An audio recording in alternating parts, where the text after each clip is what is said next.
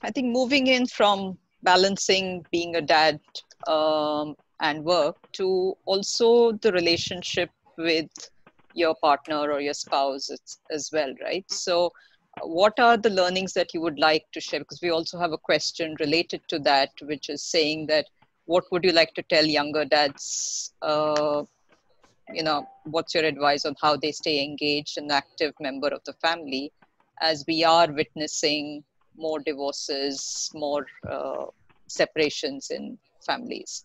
So how should a couple navigate those difficult years? What were the things that you've learned based on your own experience? And I understand you're not experts, but based on your own experience. Ajay? Yeah, for me, Preeti is also a working person. I mean, she is an artist and she does the work. She had kept that away for a long time, but we encourage her to continue that work. There has to be a partnership. There has to be an understanding between the husband and the wife. This autism entering your life post the acceptance and everything is a resolve to do the best by your child. And when I say your, it is the father's and the mother's child. And that resolve has to be there. It is somehow inbuilt in the mothers, I agree. That resolve has to be there with the father too. And also sort of not to be not to beat yourself up that you're not doing anything, but know that if she's spending 24 hours with your child, how many hours or how many minutes can you give her some respite for? You have to understand that. I mean, there are journals that say that a mother's stress is that much of a combat soldier under attack. So that kind of stress levels we don't wish for anybody. And you have it in your power as a father, as a dad. You have it in your power to reduce that stress. You would not want that stress upon you. In your workplace, if you had that kind of stress, you would ask for another billet. So why are you allowing that in your house? That your wife is going through that, and you are pretending, or you are actually oblivious of it. I'm telling you right now, your wife is having stress. She needs to be helped. Right. Ram? Yeah, for me, based upon my experience and from our journey, what I would like to tell younger dads is that be a part of the therapeutic process. Get onto the same page.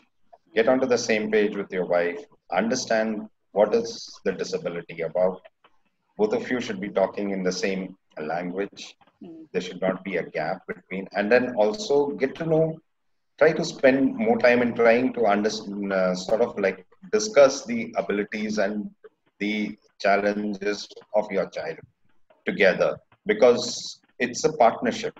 And like Ajay said, it's a partnership, and both have to sort of exercise the same amount of rigor as well as the same amount of love, okay, and passion. Yes, to help the child move forward. And when there is a gap between either the knowledge or with the respect with the skill levels, or especially with the knowledge of the child as well as the disability between the spouses, then there is sure to be a conflict. And that is something which impacts the child's progress. Right. So what I would like to tell them to, please go ahead, get involved, try to understand your kid also, in whichever way you want. Right. Very true. Ashok? Yeah.